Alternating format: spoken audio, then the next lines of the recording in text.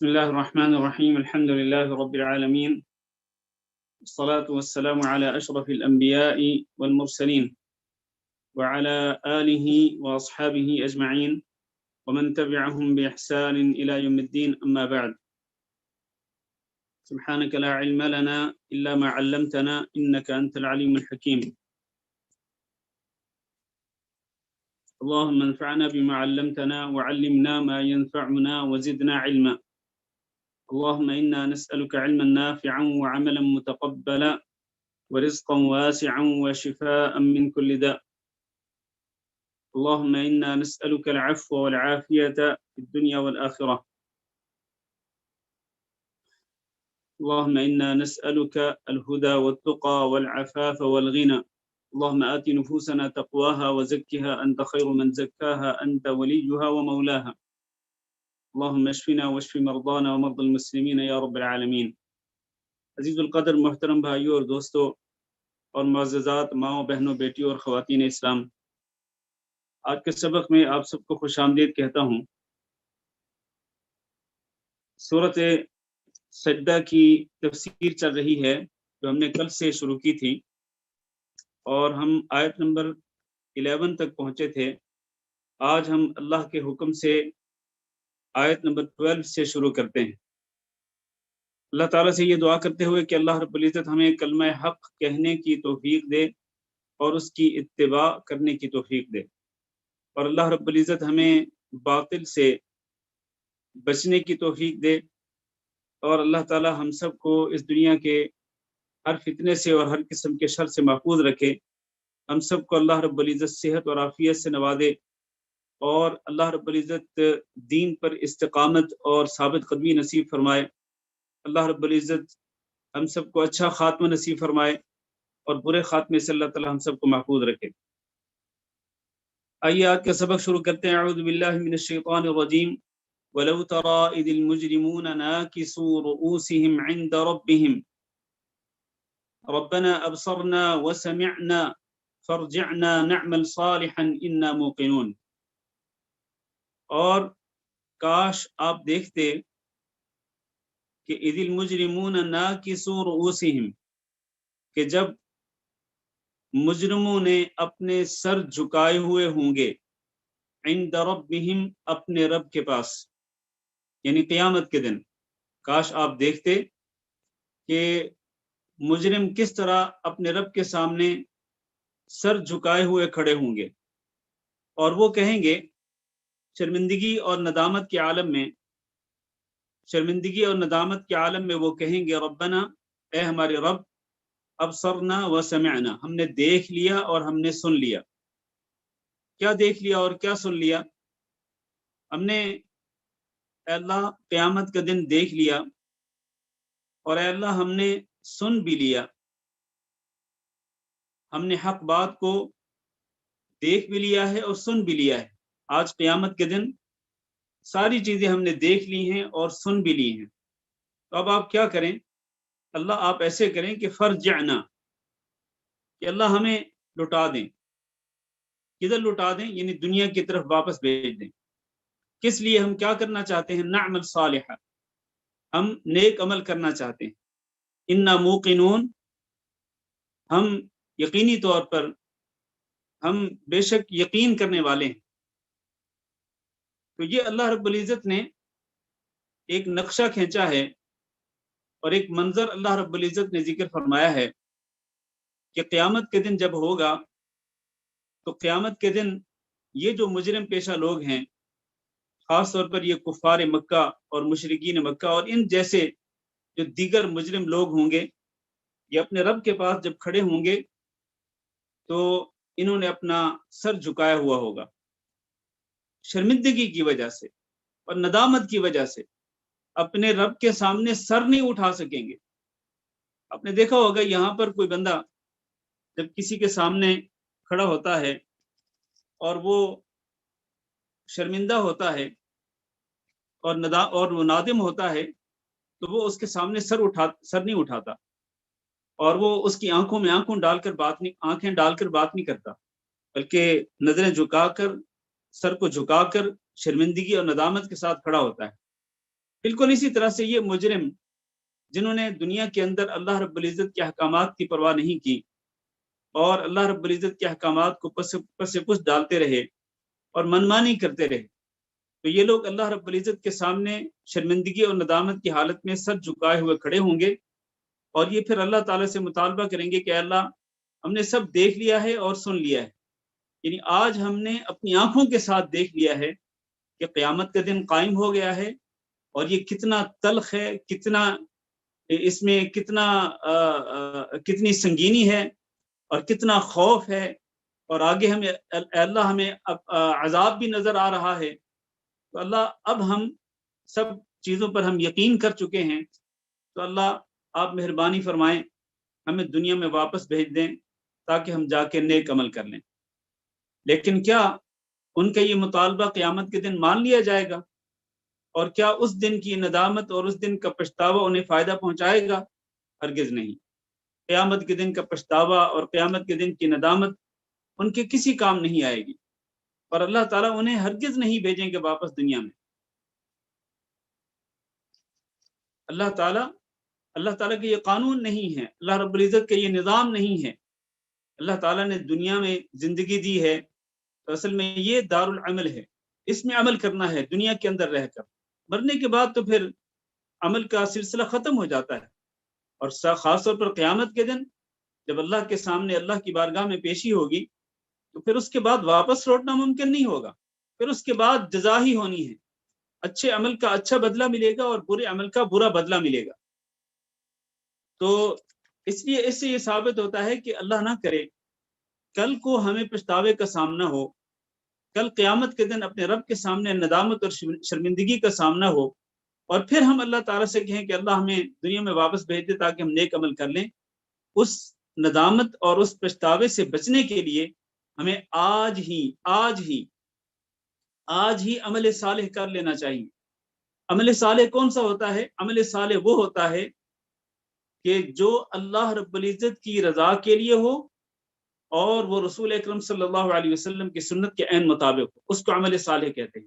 وہ ہمیں آج ہی کر لینا چاہیے تاکہ کل قیامت کے دن ہم اللہ رب العزت کے سامنے شرمندگی سے بچ جائیں اور اللہ تعالیٰ کے سامنے یہ مطالبہ نہ کریں کہ اللہ ہمیں دنیا میں واپس بھیج تاکہ ہم عمل صالح کر سکیں۔ اللہ نے یہ زندگی عمل صالح کرنے کے لیے ہی تو دی ہے، تو آج اگر ہم اس زندگی کے اندر ہم عمل صالح نہیں کرتے تو پھر کب کریں گے؟ فرمایا وَلَوْ شِئْنَا لَآتَيْنَا كُلَّ نَفْسٍ هُدَاهَا، اور اگر ہم چاہتے تو ہم دے دیتے ہر نفس کو اس کی ہدایت، اگر ہم چاہتے تو ہم دے دیتے ہر نفس کو اس کی ہدایت، یعنی اگر ہم یہ چاہیں تو ہم ہر جان کو، ہر شخص کو ہدایت دے سکتے ہیں، لیکن یہ ہمارا قانون نہیں ہے۔ ہم ہدایت دیتے ہیں ہدایت چاہنے والوں کو، جو ہدایت چاہتا ہے، جو ہدایت کا متمنی ہوتا ہے، جو ہدایت کا خواہش مند ہوتا ہے، جو ہماری رضا کا طلبگار ہوتا ہے، جو جنت کا طلبگار ہوتا ہے، جو جہنم سے بچنا چاہتا ہے، ہم اس کو ہدایت دیتے ہیں۔ تو اللہ فرماتے ہیں اگر ہم چاہتے تو ہم ہر ایک کو ہدایت دے سکتے تھے، لیکن وَلَكِنْ حَقَّ الْقَوْلُ مِنِّي، لیکن ایک بات میری طرف سے سچی ثابت ہو چکی ہے، وہ کیا ہے؟ لَأَمْلَأَنَّ جَهَنَّمَ مِنَ الْجِنَّةِ وَالنَّاسِ أَجْمَعِينَ، کہ میں ضرور جہنم کو بھر دوں گا جنوں سے بھی اور انسانوں سے بھی، اجمعین ان سب سے، یعنی جنوں اور انسانوں کو ملا کر، جنوں میں سے جو میرے نافرمان ہوں گے اور انسانوں میں سے جو میرے نافرمان ہوں گے، ان سب کو ملا کر میں جہنم کو بھروں گا۔ یہ میری بات جو ہے میں نے اپنی اس بات کو سچا کرنا ہے۔ یہ بات اللہ تعالیٰ نے کب فرمائی تھی؟ یہ بات اللہ تعالیٰ نے تب فرمائی تھی جب ابلیس نے حضرت آدم علیہ السلام کے سامنے سجدہ کرنے سے انکار کیا تھا، اور اللہ تعالیٰ نے ابلیس کو اپنی رحمت سے دھتکار دیا تھا، جنت سے نکلنے کا حکم دیا تھا، تو ابلیس نے یہ کہا تھا کہ اللہ مجھے ڈھیل دے دے، مہلت دے دے، تو اللہ نے مہلت دے دی قیامت تک کے لیے، اور اس نے پھر قسم کھا کے کہا تھا کہ میں تیری عزت کی قسم کھاتا ہوں، میں تیرے بندوں کو میں ضرور گمراہ کرنے کی کوشش کروں گا، بہکاؤں گا، ان کو تیرے راستے سے ہٹانے کی کوشش کروں گا۔ تو اللہ تعالیٰ نے بھی تب سے ہی یہ بات کہہ دی تھی کہ من تبعک منہم لَأَمْلَأَنَّ جَهَنَّمَ، کہ جو بھی تیری پیروی کرے گا، اے ابلیس، اے شیطان، بنو آدم میں سے جو بھی تیری پیروی کرے گا تو اس کے ساتھ میں جہنم کو بھروں گا. یہ اللہ نے تب کہا تھا. اس وقت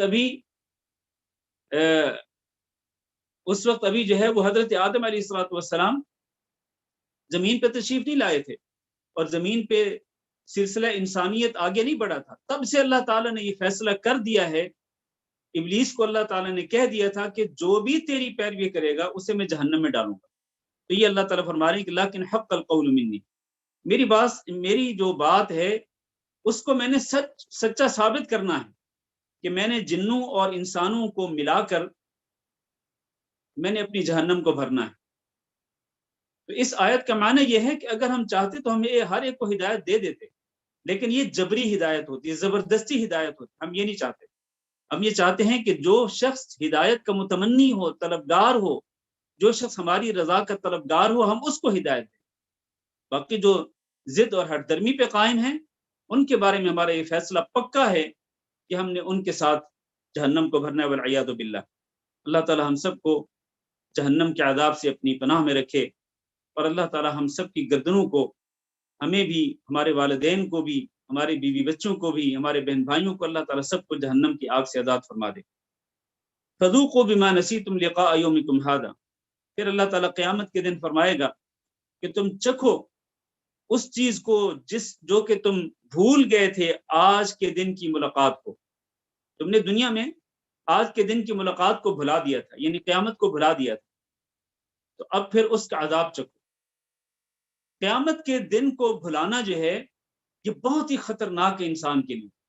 ہمیشہ انسان کو اپنی موت یاد رکھنی چاہیے، قبر یاد رکھنی چاہیے، اور قیامت کا دن یاد رکھنا چاہیے، اللہ کے سامنے پیشی کو یاد رکھنا چاہیے، جنت دوزخ کو یاد رکھنا چاہیے، حساب کتاب کو یاد رکھنا چاہیے. اللہ فرما رہے ہیں کہ میں کہوں گا ایسے لوگوں کو کہ جو دنیا کے اندر میری نافرمانی کرتے تھے، میرے دین پہ عمل نہیں کرتے تھے، میں انہیں کہوں گا کہ تم دنیا کے اندر میری اس دن کی ملاقات کو بھول گئے تھے تو پھر اس کا مزہ چکھو. آج انا نسیناکم، آج ہم بھی تمہیں بھلا رہے ہیں، ہمیں بھی تمہاری کوئی پرواہ نہیں آج قیامت کے دن. وذوقوا عذاب الخلد، لہذا تم ہمیشہ رہنے والے عذاب کو چکھتے رہو. کس وجہ سے؟ اس وجہ سے کہ ہم تم پر کوئی ظلم کر رہے ہیں؟ نہیں، بما کنتم تعملون، تمہارے اپنے کرتوتوں اور اپنے عملوں کی وجہ سے تم جہنم کے عذاب کو جو کہ ہمیشہ رہنے والا اس کو چکھتے رہو، والعیاذ باللہ. تو یہ اللہ کے نافرمانوں کا انجام ہوگا جو اللہ نے یہاں ذکر کیا. اس کے بعد اللہ تعالیٰ فرماتے ہیں انما یؤمن بآیاتنا، ہماری آیات پر ایمان لانے والے تو وہ ہیں الذین اذا ذکروا بہا، کہ جب انہیں یاد دہانی کرائی جاتی ہے ان آیات کے بارے میں، خروا سجدا، تو وہ سجدے کی حالت میں گر جاتے ہیں، وسبحوا بحمد ربہم، اور وہ اپنے رب کی حمد کے ساتھ اپنے رب کی پاکیزگی کو بیان کرتے ہیں، وہم لا یستکبرون، اور وہ تکبر نہیں کرتے ہیں. اللہ تعالیٰ نے اس آیت کے اندر ان لوگوں کا حال ذکر فرمایا کہ جو اللہ کی آیات پر ایمان لانے والے ہیں، جو اللہ کی آیات پہ یقین رکھتے ہیں. اللہ فرماتے ہیں ہماری آیات پہ جو یقین رکھنے والے ہیں نا، ان کی ایک صفت یہ ہے کہ جب ان کو ہماری آیات کی یاد دہانی کرائی جاتی ہے، ہماری آیات کے ساتھ ان کو نصیحت کی جاتی ہے، تو وہ سجدے میں گر جاتے ہیں، ہماری آیات سے متاثر ہو کر سجدے میں چلے جاتے ہیں، اور سجدے میں جا کر کیا کرتے ہیں؟ اپنے رب کی حمد کے ساتھ رب کی تسبیح بیان کرتے ہیں. یعنی وہ کیا پڑھتے ہیں؟ سبحانک اللہم ربنا وبحمدک اللہم اغفر لی، جیسا کہ نبی صلی اللہ علیہ وسلم سجدے کے اندر یہ دعا پڑھتے تھے، سبحانک اللہم ربنا وبحمدک اللہم اغفر لی. اس میں تسبیح ہے رب کی حمد کے ساتھ، اور اس میں مغفرت کی دعا بھی ہے. تو اللہ کی آیات پر ایمان لانے والوں کی شان یہ ہے کہ جب اللہ کی آیات کے ساتھ ان کو نصیحت کی جاتی ہے تو وہ سجدے میں گر جاتے ہیں، اور سجدے میں گر کر اپنے رب کی حمد کے ساتھ تسبیح بیان کرتے ہیں، وہم لا یستکبرون، اور وہ تکبر نہیں کرتے ہیں. جبکہ کافر اور فاسق فاجر جو ہیں ان کو جب ہماری آیات سنائی جاتی ہیں تو وہ تکبر کرتے ہیں، بڑائی کا اظہار کرتے ہیں، کہتے ہیں ہم کیوں اللہ کے سامنے جھکیں، ہم کیوں اللہ رب العزت کی حمد اور اس کی تسبیح بیان کریں. وہ تکبر کرتے ہیں. لیکن ہماری آیات پر ایمان لانے والے جو لوگ ہیں، یقین رکھنے والے جو لوگ ہیں، وہ تکبر نہیں کرتے. وہ فوراً عاجزی انکساری کے اظہار کرتے ہوئے سجدے میں چلے جاتے ہیں. تتجافا جنوبہم، ان کی ایک صفت یہ بھی ہے کہ ان کے پہلو الگ رہتے ہیں، عن المضاجع، بستروں سے الگ رہ کر یہ کیا کرتے ہیں، یدعون ربہم خوفا وطمعا، یہ اپنے رب کو پکارتے رہتے ہیں خوف کے ساتھ بھی اور لالچ کے ساتھ بھی. بستروں سے الگ ہو کر جب سارے لوگ سو رہے ہوتے ہیں تو یہ کھڑے ہو جاتے ہیں، وضو کرتے ہیں اور پھر رب کی بارگاہ میں نماز پڑھنا شروع کر دیتے ہیں، اور پھر رکوع سجدے کے اندر اپنے رب کی تسبیح بھی بیان کرتے ہیں، حمد بھی بیان کرتے ہیں، اور اپنے رب کو پکارتے بھی ہیں. رب کو کس طرح پکارتے ہیں؟ دو صفات کے ساتھ. رب کا خوف بھی ہوتا ہے، رب کے عذاب کا خوف بھی ہوتا ہے، اور رب کی نعمتوں کی لالچ بھی ہوتی ہے. اس سے یہ ثابت ہوتا ہے کہ یہ دونوں صفات ہر انسان کے اندر ہونی چاہیے. رب کا خوف بھی ہو، اس کے عذاب، اس کی پکڑ، اس کی گرفت کا خوف اور ڈر بھی ہو، اور اللہ رب العزت کی رحمت کی لالچ اور امید بھی ہو. اللہ رب العزت نے جنت اور جنت کے اندر جو نعمتیں تیار کی ہیں، ان نعمتوں کی لالچ بھی ہو. اس طرح رب کو پکارنا چاہیے. اور اس میں رد ہے ان لوگوں کا، ان صوفیاء کا، ان لوگوں کا رد ہے کہ جو یہ کہتے ہیں کہ نہ رب کا خوف ہونا چاہیے، نہ رب کی رحمت کا لالچ ہونا چاہیے، بلکہ صرف اللہ کی رضا کے لیے رب کو پکارنا چاہیے. میرے بھائیوں، یہ بات سراسر غلط ہے. اللہ تعالیٰ نے انبیاء کے بارے میں ذکر فرمایا سورۃ الحج، سورۃ الانبیاء میں فرمایا یدعوننا رغبا ورہبا، کہ یہ انبیاء جو ہیں جن کا ذکر اللہ نے فرمایا، نوح علیہ السلام اور ان سے پہلے ابراہیم علیہ السلام، پھر حضرت یعقوب علیہ السلام، حضرت سلیمان، حضرت داؤد، حضرت ایوب، حضرت ادریس، ذوالکفل، حضرت یونس، حضرت زکریا اور حضرت یحییٰ، یہ سارے انبیاء، ان کا ذکر کرنے کے بعد اللہ نے فرمایا یدعوننا رغبا ورہبا، یہ ہمیں پکارتے ہیں کس طرح؟ رغبت کے ساتھ بھی، یعنی امید اور لالچ کے ساتھ بھی، اور رہبن، ڈرتے ہوئے بھی. تو یہ تو انبیاء کی شان ہے کہ انبیاء بھی رب سے ڈرتے ہوئے رب کو پکارتے تھے. انبیاء بھی رب کی رحمت کی امید رکھتے ہوئے، جنت کا لالچ رکھتے ہوئے رب کو پکارتے تھے. تو پھر یہ کہنا کہ نہیں جی یہ نہ ڈر ہونا چاہیے نہ لالچ ہونی چاہیے، بغیر ان دونوں چیزوں کے اللہ کو پکارنا چاہیے، یہ بالکل جہالت کی انتہا ہے. تو اللہ تعالیٰ یہاں اپنے بندوں کی، اور وہ بندے جو کہ اللہ کی آیات پر ایمان رکھتے ہیں، ان کی اللہ نے صفت ذکر کی ہے کہ ان کے بستر، ان کے پہلو ان کے بستروں سے الگ رہتے ہیں. اور پہلو بستروں سے جب الگ ہوتے ہیں، یعنی وہ بستروں پہ نہیں ہوتے، تو کس چیز میں مصروف ہوتے ہیں کہ ہاتھ میں ریموٹ ہوتا ہے، سامنے ٹی وی چل رہا ہے، اور اپنی اس ریموٹ کے ساتھ پھر ساری دنیا کے چینلز گھماتے ہیں اور من مانی چیزیں دیکھتے ہیں، یا پھر وہ موبائل کو ہاتھ میں لے کر اور موبائل سے پھر وہ منمانی چیزوں کو دیکھتے بھی ہیں، سنتے بھی ہیں. نہیں، اپنے پہلوؤں کو بستروں سے الگ رکھ کر وہ کیا کرتے ہیں؟ یدعون ربہم خوفا وطمعا، وہ اپنے رب کو پکارتے ہیں خوف کے ساتھ بھی اور اللہ کی رحمت کی امید اور لالچ رکھتے ہوئے بھی. اللہ ہم سب کو ان میں شامل فرما دے. ومما رزقناہم ينفقون، اور ان کی ایک صفت یہ ہے کہ ہم نے ان کو جو کچھ دیا ہے اس سے خرچ بھی کرتے ہیں. رات کو تہجد بھی پڑھتے ہیں اور دن رات ہمارے دیے ہوئے رزق سے خرچ بھی کرتے ہیں. اللہ نے ان صفات والے لوگوں کا ذکر کرنے کے بعد فرمایا فلا تعلم نفس، کسی جان کو نہیں پتا، کسی جان کو علم نہیں ہے، ما اخفی لهم من قرۃ اعین، کہ ان کے لیے جو آنکھوں کی ٹھنڈک چھپائی گئی ہے وہ کیا ہے. اللہ اکبر. یہ کون لوگ ہیں جن کے لیے آنکھوں کی ٹھنڈک بننے والی چیزوں کو چھپایا گیا ہے؟ یہ کون لوگ ہیں؟ یہ اللہ کی آیات پر ایمان لانے والے، اور ان کی صفت یہ ہے کہ اللہ کی آیات کے ساتھ ان کو جب واز کیا جاتا ہے تو وہ اپنے رب کے سامنے سجدے میں گر جاتے ہیں، اپنے رب کی حمد اور تسبیح بیان کرتے ہیں، تکبر نہیں کرتے ہیں، عاجزی انکساری کرتے ہیں، ان کے پہلو ان کے بستروں سے الگ رہتے ہیں، اپنے رب کو پکارتے رہتے ہیں خوف اور لالچ کے ساتھ، اور ہمارے دیے ہوئے رزق سے خرچ بھی کرتے رہتے ہیں. تو ان لوگوں کے لیے اللہ تعالیٰ نے جو آنکھوں کی ٹھنڈک بننے والی چیزیں چھپا کے رکھی ہوئی ہیں نا، ان چیزوں کو کوئی انسان، کوئی شخص بھی نہیں جانتا ہے. جیسے کہ نبی صلی اللہ علیہ وسلم نے فرمایا، اللہ تعالیٰ فرماتے اعددت لعبادی الصالحین، میں نے اپنے نیک بندوں کے لیے تیار کیا ہے. کن کے لیے؟ اپنی بندگی کرنے والے نیک لوگوں کے لیے میں نے تیار کیا ہے. کیا چیز تیار کی ہے؟ ما لا عین رأت، جس چیز کو نہ کسی آنکھ نے دیکھا ہے، ولا اذن سمعت، نہ کسی کان نے سنا ہے، ولا خطر علی قلب بشر، اور نہ ہی ان نعمتوں کے بارے میں کسی انسان کے دل میں تصور تک پیدا ہوا ہے.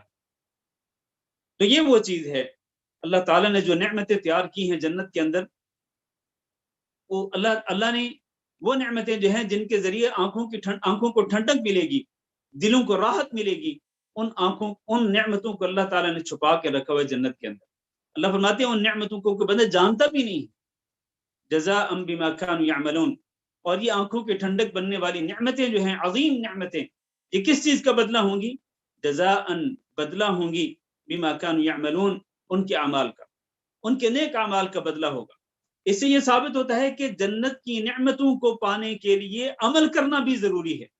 بعض لوگ یہ کہتے ہیں کہ نہیں جی صرف لا الہ الا اللہ پڑھ لے تو کافی ہے، یا کلمہ شہادت زبان سے پڑھ لیں تو کافی ہے، اس کے بعد نہ نماز پڑھنے کی ضرورت، نہ روزہ رکھنے کی ضرورت، نہ حج کرنے کی ضرورت، نہ زکوٰۃ دینے کی ضرورت، اور نہ ہی باقی اعمال کی ضرورت. نہیں میرے بھائیوں، اور نہ ہی میرے عزیز، میری معززات ماؤں بہنوں اور بیٹیوں، جنت اگر حاصل کرنی ہے، اور جنت کی نعمتیں جو انسان کی آنکھوں کی ٹھنڈک بنیں گی، اور جن کو نہ کسی آنکھ نے دیکھا ہے، نہ کسی کان نے سنا ہے، اور نہ کسی انسان نے ان کے بارے میں کبھی سوچا ہے، وہ جنت کی نعمتیں اگر پانا چاہتے ہیں تو پھر اس چیز کو سامنے رکھیں، بما كانوا يعملون، وہ نعمتیں ملیں گی اعمال کے بدلے میں، اعمال کے بدلے میں. لہذا ہمیں اعمال کرنے ہوں گے، اور اعمال کون سے؟ وہ اعمال جو کہ رب کو راضی کرنے والے ہیں، وہ اعمال جو ہمارے پیارے نبی صلی اللہ علیہ وسلم کی سنت کے مطابق. آج دکھ اور افسوس کی بات یہ ہے کہ کئی لوگ اپنے زعم کے اندر ایسے اعمال کرتے ہیں جن کی شریعت کے اندر کوئی حیثیت نہیں ہوتی، جن کی شریعت کے اندر کوئی حیثیت نہیں ہوتی، اور وہ یہ سمجھتے ہیں کہ یہ اعمال جو ہیں وہ نیک اعمال ہیں.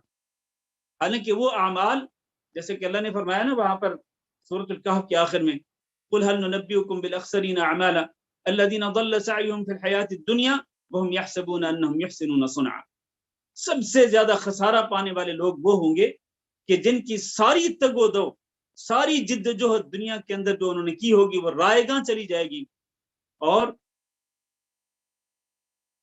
وَيَحْسَبُونَ أَنَّهُمْ يُحْسِنُونَ صُنْعًا، اور وہ یہ گمان کرتے تھے کہ وہ تو بڑے اچھے کام کرتے ہیں، بہت اچھے کام کرتے ہیں. تو ان کے نیک اعمال جن کو وہ نیک سمجھتے تھے، اچھا سمجھتے تھے، ان نیک اعمال کی اللہ کے ہاں کوئی حیثیت نہیں ہوگی. کیوں؟ اس لیے کہ وہ رب کی رضا کے مطابق نہیں تھے، اور وہ رسول اللہ صلی اللہ علیہ وسلم کی سنت کے مطابق نہیں تھے. آج ہم نے کتنی بدعات ایجاد کر رکھی دنیا کے اندر، لوگوں نے کتنی بدعات ایجاد کی ہوئے کار خیر کے نام پر، نیک کاموں کے نام پر.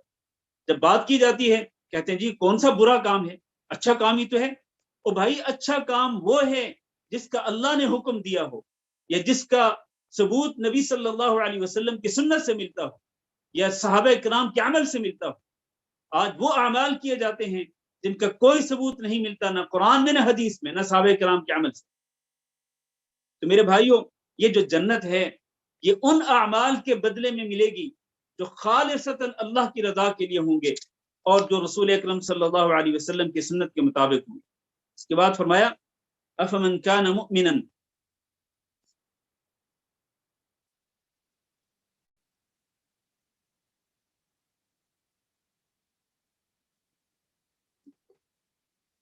افمن کان مؤمنا کمن کان فاسقا لا يستوون. فرمایا جو شخص مومن ہو کیا وہ اس شخص کی مانند ہے جو کہ فاسق ہو؟ یعنی یہ کیسے ہو سکتا ہے کہ مومن اور فاسق دونوں برابر ہوں؟ نہیں ہو سکتا. یہ مومن اور فاسق میں زمین و آسمان کا فرق ہے. مومن اور فاسق میں، فاسق کا معنی اللہ کا نافرمان، اور مومن کا معنی اللہ پہ ایمان رکھنے والا، اللہ کے احکامات پہ یقین رکھنے والا، اور اللہ کے احکامات کو ماننے والا. اس میں اور اللہ کے نافرمان میں بہت زیادہ فرق ہے. یہ دونوں برابر نہیں ہو سکتے ہیں. لا یستوون، یہ دونوں برابر نہیں ہو سکتے.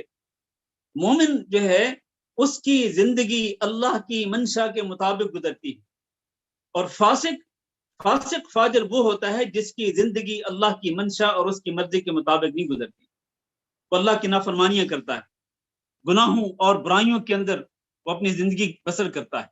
تو ان دونوں کی زندگی میں بہت فرق ہے، ان دونوں کی موت میں بہت فرق ہوگا، اور پھر قیامت کے دن ان کا انجام کیا ہوگا اس میں بھی زمین و آسمان کا فرق ہوگا. مومن جنت میں جائیں گے اور فاسق و فاجر جہنم میں جائیں گے. اس لیے فرمایا لا یستوون.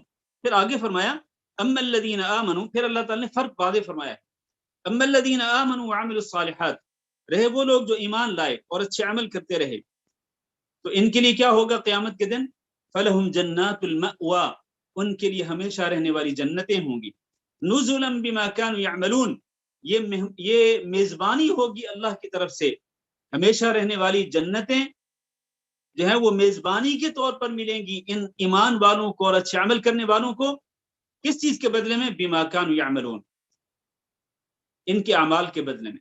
جو یہ عمل کرتے تھے نا، نیک عمل، اللہ کو راضی کرنے والے عمل، اور رسول اللہ صلی اللہ علیہ وسلم کی سنت کے مطابق جو عمل کرتے تھے، ان اعمال کے بدلے میں اب اللہ تعالیٰ اپنی طرف سے میزبانی کرتے ہوئے ان کو ہمیشہ رہنے والی جنتوں میں داخل فرمائے گا.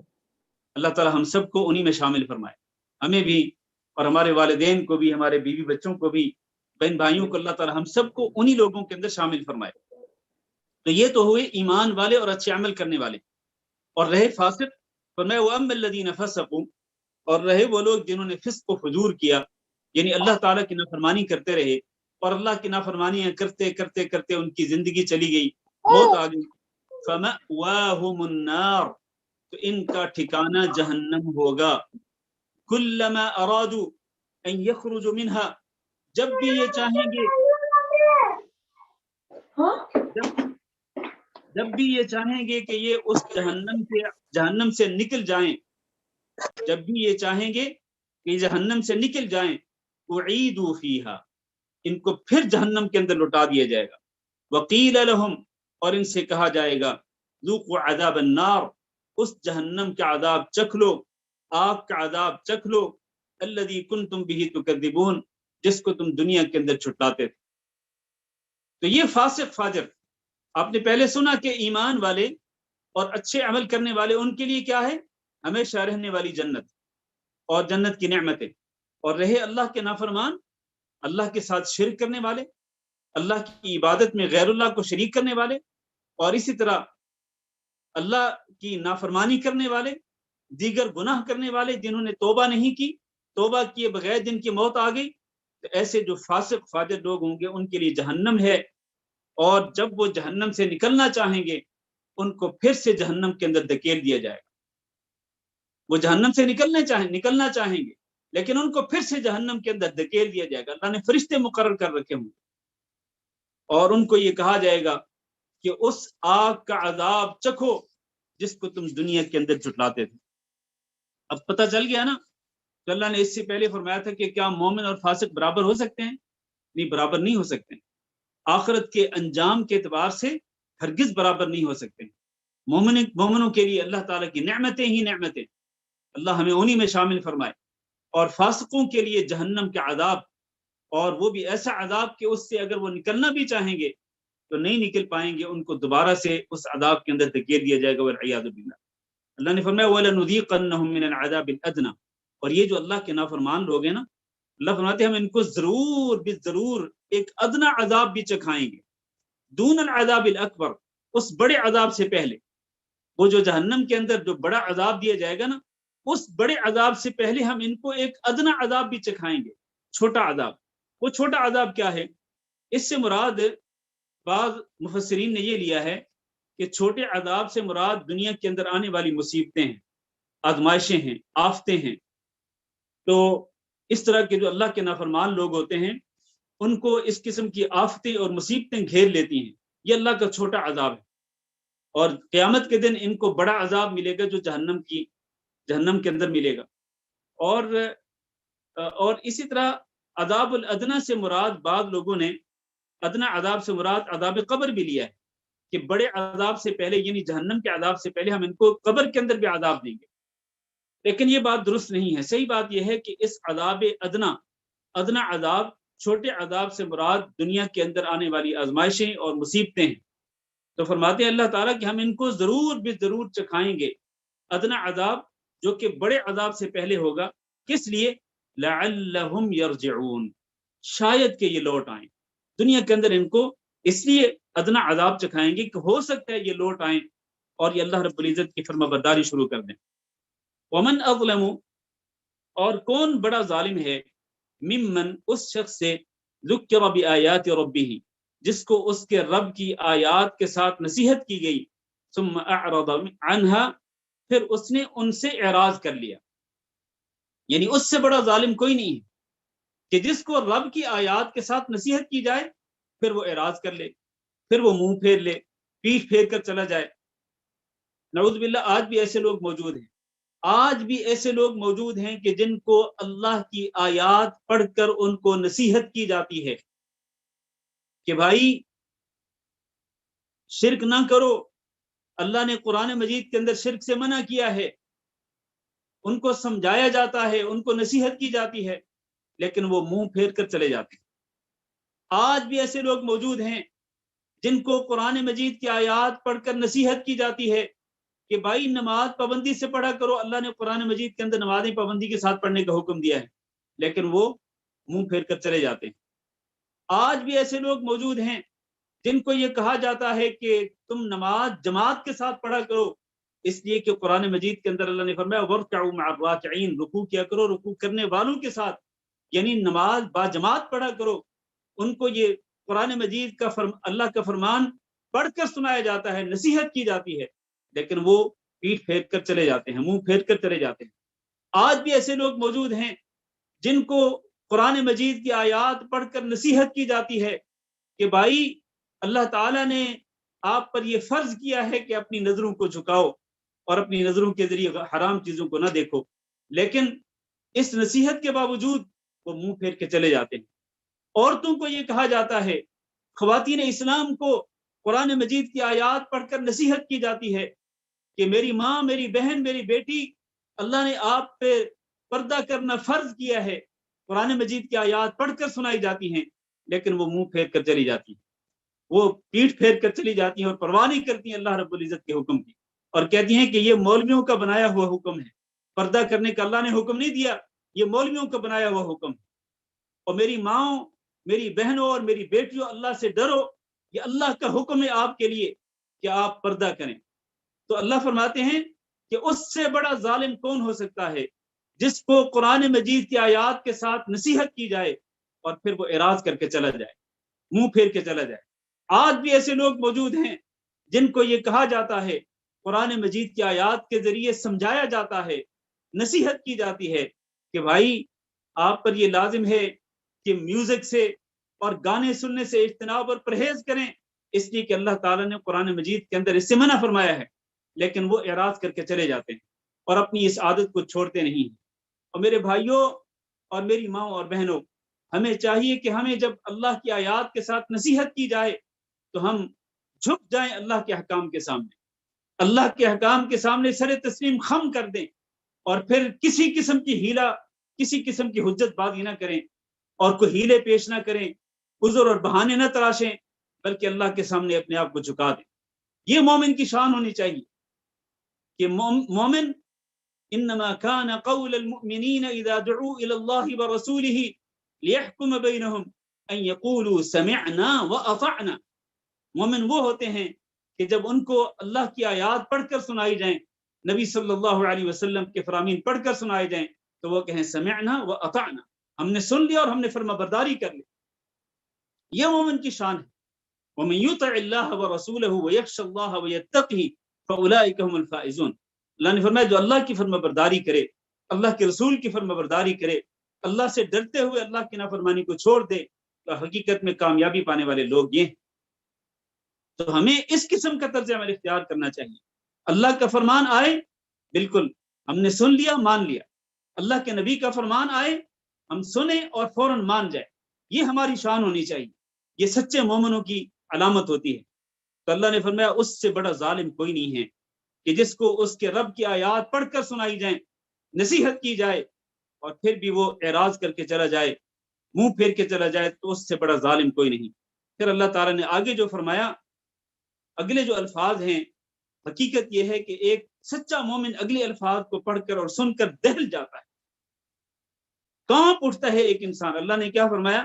فرمایا انا من المجرمین منتقمون، ہم یقینی طور پر مجرموں سے انتقام لینے والے ہیں۔ وہ مجرم جن کو ہماری آیات پڑھ کر سنائی جاتی ہیں، ہمارے احکامات بتلائے جاتے ہیں، لیکن وہ منہ موڑ کے چلے جاتے ہیں، ہم ایسے مجرموں سے انتقام لینے والے ہیں۔ اللہ تعالیٰ سے دعا کرتے ہیں کہ اللہ ہم سب کو توبہ کرنے کی توفیق دے، اللہ ہم سب کو سچی توبہ کرنے کی توفیق دے۔ ہم جتنے بھی گناہ کرتے ہیں، بڑے گناہ ہوں، چھوٹے گناہ ہوں، چھپ کر کرتے ہوں، ظاہری طور پر کرتے ہوں، اللہ ہم سب کو تمام گناہوں سے سچے دل کے ساتھ توبہ کرنے کی توفیق دے، اور اللہ ہمیں اپنی فرما برداری کرنے کی توفیق دے۔ اللہ ہم سب کو نافرمانی کرنے سے بچنے کی توفیق دے، اور اللہ تعالی ہم سب کو قرآن مجید کو سمجھنے اور قرآن مجید پر عمل کرنے کی بھی توفیق نصیب فرمائے۔ اللہ تعالی ہماری بیماروں کو شفا کامنہ نصیب فرمائے، اور ہم میں سے جو لوگ پریشان حال ہے، اللہ تعالی سب کی پریشانیوں کو دور فرمائے۔ آج کا سبق اسی پر ختم کرتے ہیں۔ وصلی اللہ وسلم علی نبینا محمد وعلی آلہ واصحابہ اجمعین۔ السلام علیکم ورحمۃ اللہ وبرکاتہ۔